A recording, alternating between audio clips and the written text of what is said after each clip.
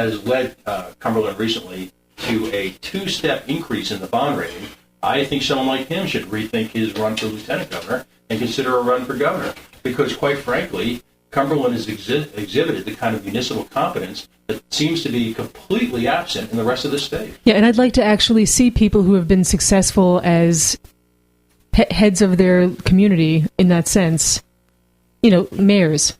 Right. More mayors should run. More mayors should run, particularly mayors who've actually been successful. Yeah, successful mayors. As opposed to mayors who have been deemed successful by the media, like the fallen angel. Right. Well, it's... How do you determine who's successful? Oh, I listen. I have no, I can be judgmental as I want. But I mean, everyone in this room will have an opinion. But how do you get past the media filter? No, that's part of what's Angel's been successful about has been trying to drag us out of the hole that we've been in financially based on previous people, including our notorious prior mayor who has he's a policy wonk. He's not an executive. So now he's in a policy wonk job in Washington. Yeah, which is much more up his line of work. Or you could look at it as failing upward, depending on how you choose to look at it. But I'm happier with him in Washington, where he's basically being studious and drafting legislation as opposed to running a city that he doesn't know how to run. You screw up, you move up. Well, yeah. Well, at least in Washington, he's one of 400 plus. Right. And amongst the group that a certain notorious newspaper endorsed, should be the first respondent to the Syria situation. Correct, Tony?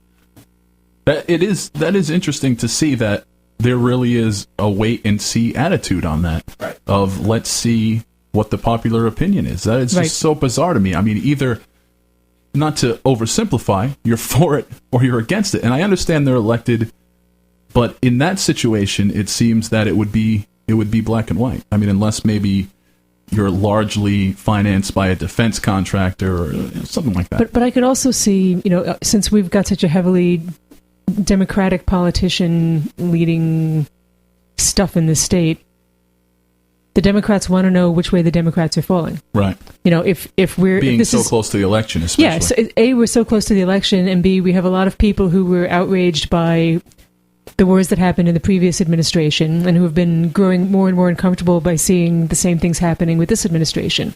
And is this the point where the people on both the left and the right start saying, no, we do not want to get our hands dirty in Syria because we're just going to end up to our elbows in blood this time. Anti-Syrian sentiment has made for the strangest bedfellows I have ever seen in my... I can't believe it.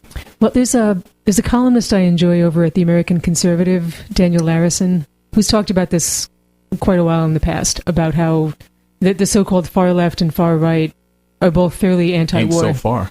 It ain't so far. It's, the far left doesn't like butting into other people's business, and the far right says, why are we intervening in all these things? Well, it's also, let's not butt into other people's business, but also let's take care of what's going on at home.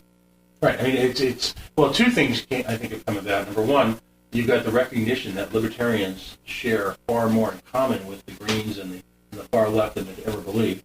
We all believe in individual rights. We all believe in, as we pointed out in our recent commercial, legalization. but ultimately, we all believe that in self-determination.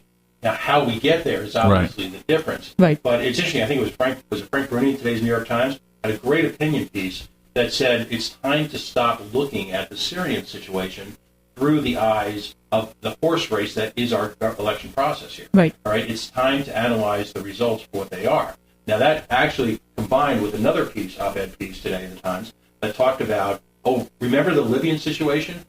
Buried in all the news about Syria this week, because I truly believe this government operates under what I call Operation Change the Subject. Right? They all do. The fact is, well, this government in particular, it's liberal. But nice try. but the Libya, which had, under the Gaddafi regime, as oppressive as it was one of the more successful oil economies. Well, Libya, thanks to our intervention, is now in a complete state of economic collapse. Right, and you could say the same about Iraq. Iraq under evil strongman Saddam Hussein was in many regards stronger as a country than it is now. Right. So ultimately, we got rid of the horrible dictator. and left them in the rubble. Right. You're welcome. Exactly. The mantra is supposed to be you break it, you fix it. But we can't fix these things. So basically, we go in and we drop bombs and go, Right. ta-da! yeah, see? Thank us now. Or we go to Afghanistan and make sure we guard the heroin supply. Why do you look so mad?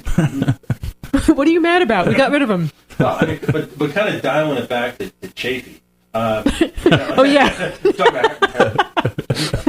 That's scary. It's there's a vacuum in this state now, and I see that as a huge problem. Lincoln Chafee, and I want this to go on the record, amongst all the media greats, that the PO taxpayer is officially, are you ready? You rolling the tape on this? Is calling on Lincoln Chafee to resign immediately. Now, I know I just heard the shaking over at the State House. I hear wonks running around in fear because the PO taxpayer... and they're all listening. Yeah, exactly. But here's the issue. In a state that is constitutionally designed to be run by the General Assembly, one of the few antidotes to that would be a governor with a strong personality to occupy the bully pulpit, to at least advocate some other opinion. It doesn't even matter what that opinion is. Do something. Something. We have a complete vacuum. We had a powerless, feckless, weak, pathetic attempt at a governor before last week. What have we got now? By the way, the conspiracy theory out there is that Mr. Chafee will resign early, making Liz Roberts the first female governor as a slap in the face to your sweetie pie, Gina Raimondo. Ms. Raimondi. That's the conspiracy theory. And I hope that's true because I operate under what I call fear, chaos, and loathing. And, I just want to see that look on her face when it happens. It'll be beautiful. Tonight on Lifetime, Fear, Chaos, and Loathing, the PO taxpayer story. Actually, you should feel blessed, if anything, to live in such a hotbed of crazy politics here. Right. Oh, God, of course. Imagine a place where it actually is conceivable that our sitting governor would do such a thing. Oh, and it is conceivable. Inconceivable. Why do we? Who cares about the Patriots and the Red Sox? What I really like to see is some sort of way for that the power balance to shift. It's not in anybody's best interest to have the General Assembly be that much stronger than the governor, particularly since the General Assembly ends up being ruled by the Speaker of the House. The Speaker of the House is determined by whatever tiny community in Rhode Island, and let's face it, they're all tiny communities. Whichever community, like for a while, it was Harwood's in Pawtucket. You couldn't get rid of Harwood because Pawtucket wouldn't get rid of them. The East Side. Yeah, until now it's the East Side, but right? I mean, we had in succession. We had the Bucket, West Warwick, and Fox Point running the state. I think of leading, shining economic examples, those three come right to mind. Yeah, and we couldn't get rid of Harwood until there was this huge, horrible sex scandal.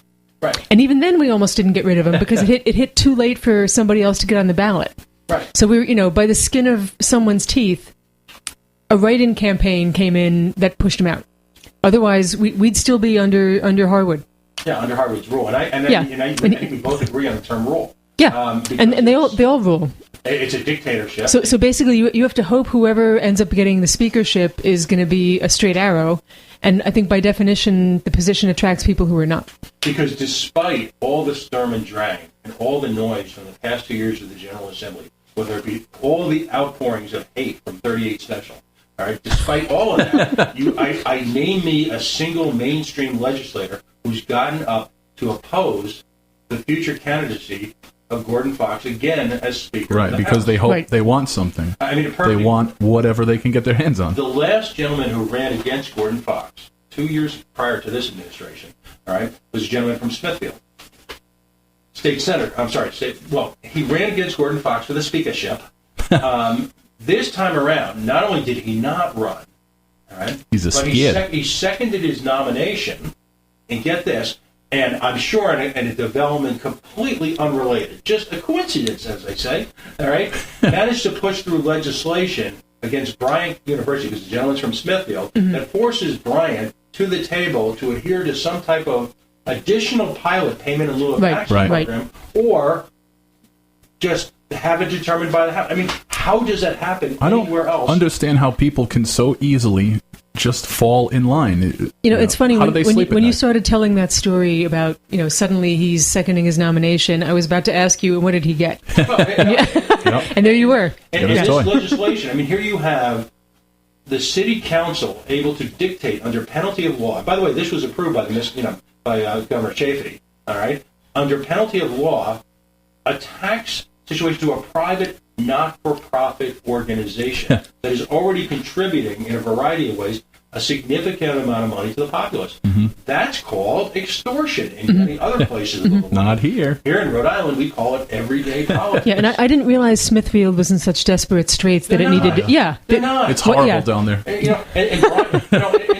cow tipping. Folks need to understand that if it is, you take away from Rhode Island as much as all the anti-elitists, all the envy folks, all right? I'll call it envy porn. Okay. All the envy porn folks who loathe those intellectuals on Smith Hill, those people from Brown. Listen, just people who can read. Oh, my God. So take away Brown, RISD, PC, Bryan, Johnson and Wales. And you know what Rhode Island is? Bridgeport, Connecticut. Diarrhea. Yes. All right? Sometime in this show, we'll sponsor a bus trip to scenic Bridgeport, and you can see exactly what Herzegovina looked like post-war. Are you still selling Bridgeport timeshares?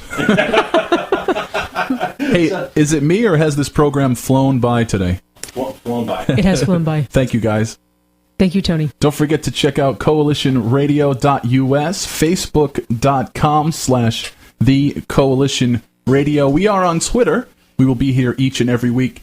There are some exciting things going on with the FCC. If you're an alternative media buff, as I am, if you're an activist journalist, you're going to want to know about this. So I'm going to leave you today with the news story, and maybe we can talk about it next time. But pay attention, do your homework if you want to get involved in alternative media. It's unprecedented what is happening, and we're going to learn about that now from our media partner, FSRN News. Thank you guys once again, and thank you all for listening. In the midst of increasing consolidation of big media, there's a new chance for local communities to bring their voices to the air. This October, the Federal Communications Commission will begin accepting applications from around the country for local nonprofits, schools, unions, First Nation tribes, religious groups, and public safety organizations to own and operate their own low-powered radio stations. Media justice advocates say this unprecedented expansion of community radio will be a major step in addressing the consolidation of media and the lack of diversity in station ownership, and could give local artists and activists a place on the dial. In Washington, D.C., FSRN's Alice Olstein reports. Greetings y bienvenidos a todo mi gente aquí in Washington, D.C. Every Wednesday night in downtown D.C., you can find Oscar Fernandez and the other members of the Latino Media Collective in the recording booth at WPFW-FM, producing their weekly show. They've been on the air for the past 7 years, providing in-depth coverage and analysis of issues that impact the local Latino community. Now, they hope to join thousands of other groups around the country who are applying to start up their own hyper-local, low-powered radio stations. What we have been trying to pursue is get independent voices that we feel should get covered, should have their voices heard on the radio. We always feel that there are very important stories that commercial media doesn't cover, and so, wherever we go or whatever we do, that's always been our stated goal, is to find these voices and give them a platform to speak their minds. There is a large and long, well-established Latino community, and, it's a community that wants a voice to be heard. The Latino Media Collective will partner with other local organizations in submitting an application to the Federal Communications Commission during the 2-week application period that begins October 15th. Sanjay Jolly with the Prometheus Radio Project explains how the process works. The application is online, and it is open to any locally based nonprofits, schools, public safety agencies, or federally recognized tribes. It is free to apply. However, in preparation for your application, you may need to commission an engineering study, depending on where you want to locate a transmitting antenna. That engineering study could cost anywhere between $500 to $3,000, depending on a number of factors. If approved, groups will get a construction permit and then will have